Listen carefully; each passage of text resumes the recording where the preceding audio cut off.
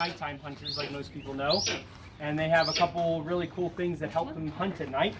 First off, you guys see the eyes on this owl. They're twice as big as human eyes, and they allow him to take in 100 times more light than you and I, meaning that even the darkest of nights and just the starlight is more than enough for this owl to see.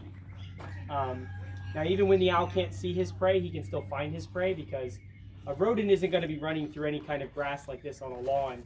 They're going to be hiding in the really tall, thick grasses like along the tree line or even underneath the snow in certain areas. And this owl has such highly developed sense of hearing that he can actually pinpoint and catch a rodent under a foot of snow. Yeah.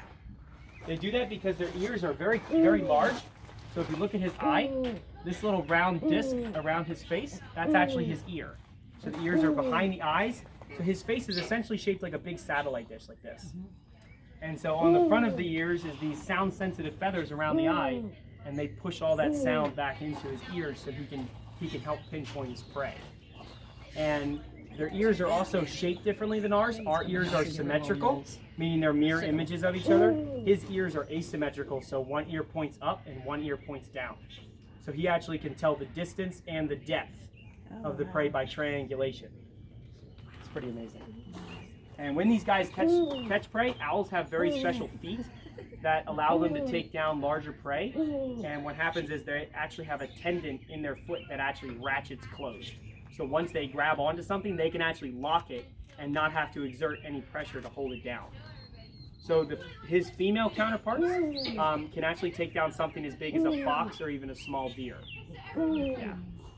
Are the females larger? Yes. So in the world of birds of prey, the female is usually about a third larger. Why is that? It's a couple reasons. Mostly because if they have a bunch of chicks, like you have 4 chicks, they need more surface area to cover the chicks and keep them warm. Also, in the early stages of when the birds are born, they don't require much very large food. So the male is smaller so that he can catch smaller game and bring back more frequent smaller game so that the babies can eat, while the female is larger so she can defend the nest if from another owl or a hawk or something trying to take the babies.